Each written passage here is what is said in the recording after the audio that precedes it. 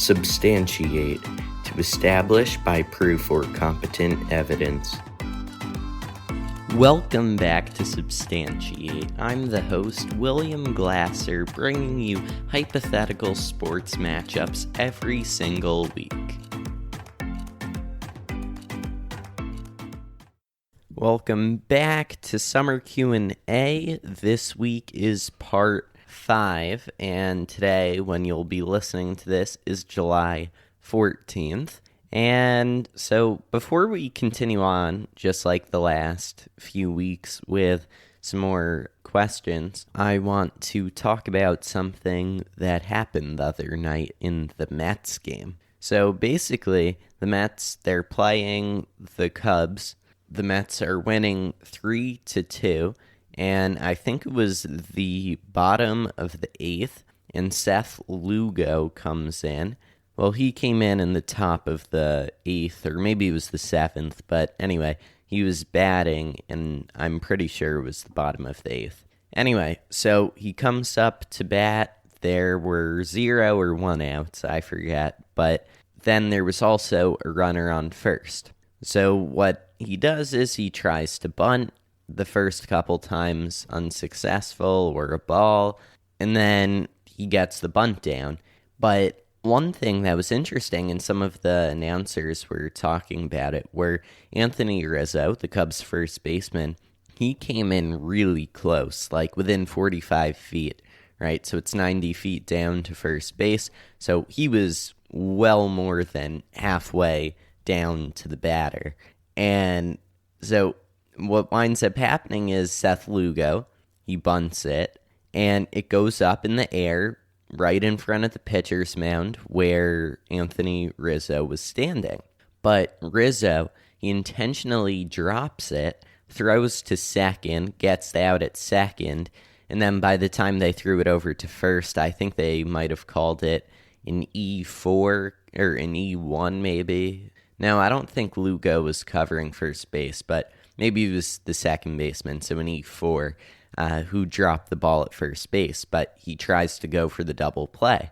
And that's exactly what the infield fly rule is supposed to prevent, except in this case, it was a bunt, not a swing and a pop-up. So I'm not sure about what all the rules are about the infield fly rule, and if bunting automatically gets rid of that, or if that's just up to the umpire in that situation.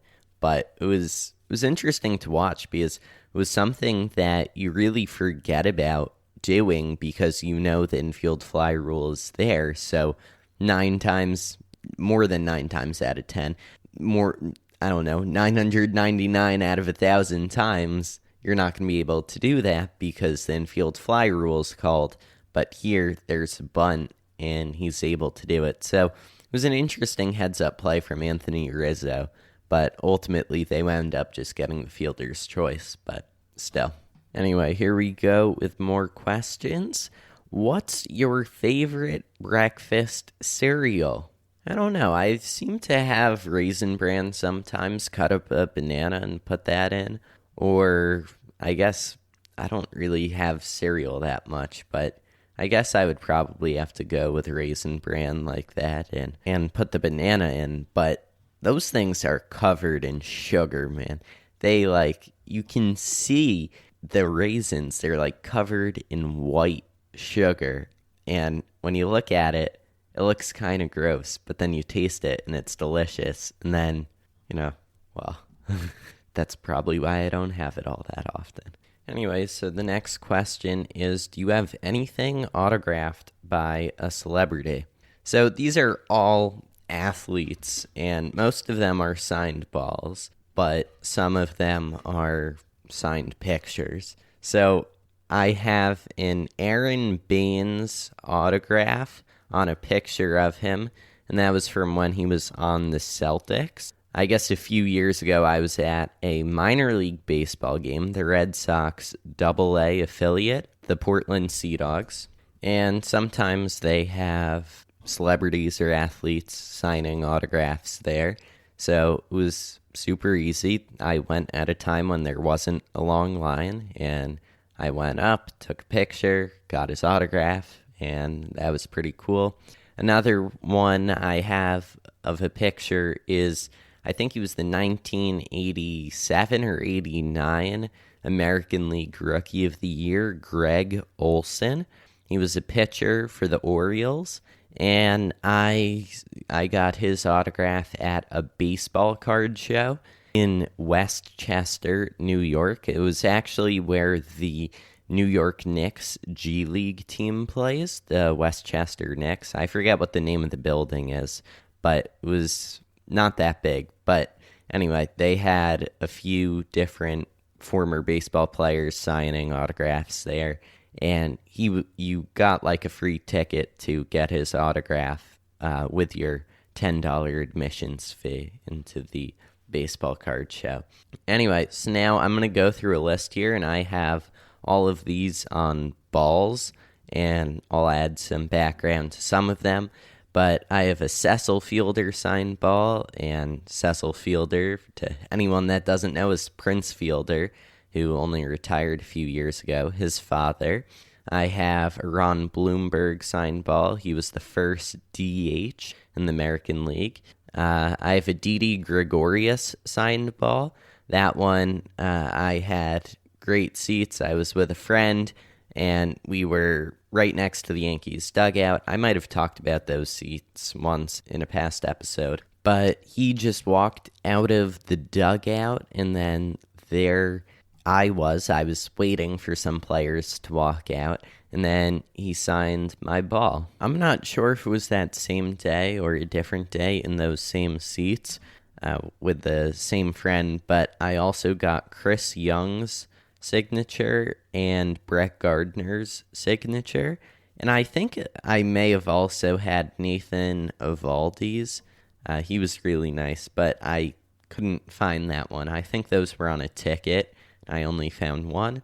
And then there's also another signature on here. It looks like the first two letters of the first name are AA. Could be wrong about that, but I don't know. I'm not very good at reading signatures or that kind of stuff. Anyway, I also have Ron Guidry's signature on a ball. He was a retired number for the Yankees, one of the greatest pitchers. Charlie Hayes, who was the third baseman for the Yankees in the 90s. I think he might have caught the final out to one of the World Series. Also, once I was early at a game, and R.A. Dickey, who was on the Blue Jays at the time, he came over to the foul line and signed my ball. And then I also have Mickey Rivers and Bucky Dent from more Yankees events. And then there's also some smaller athletes, or not as well known, that I have. Like once I was at an Angels spring training game in Arizona, and I must have gotten maybe 8 signatures on one ball, but most of them were nobodies and didn't even have numbers in spring training. So it was kind of hard to identify, and then there's also like one reliever who was on the Yankees for a short while, Stephen Tarpley. I'm not sure where he is anymore, but yeah, I've got a fair amount of different autographs from athletes. All right, what are some cool apps that you've been using lately? So I guess I'll stick to like phone games. I've been playing Clash of Clans for like 6 years. Same base. It's pretty well done. There's also this game called Smashing 4. It's pretty fun. And there's like different characteristics to all these different little characters. And then you pick 4 and you go into battle with them. And then there's circles and you take turns and you're playing online with someone. And you like launch them, I don't know how to describe it, at someone, and then they do a certain amount of damage, and then your goal is to eliminate every character on the other team. It's a fun game. Check it out. Again, it's called Smashing 4. And I'm going to wrap this episode up here. This was week 5. Come back again next week, and for the next few weeks, we're about halfway done through these kind of episodes, and we'll be getting back to more hypothetical sports matchups in the next couple of months. So, hope you enjoy and see you next week. Thank you for listening to this episode of Substantiate. The best way to help support the show is to, number one, tell your friends about Substantiate. That is the number one way to support us. The second way is to leave us a 5-star review in Apple Podcasts or Podchaser. Number 3, follow us at SubstantiatePod on Twitter, Instagram, and Facebook. Hello, I'm Anthony. And I'm Dr. Issues. And we're hosts of Capes on the Couch, the podcast where comics get counseling. Superheroes don't always get to go home happy. That's where we come in. We offer psychiatric and mental health analysis of comic book characters. So check us out at capesonthecouch.live and across all social media platforms at Capes on the Couch.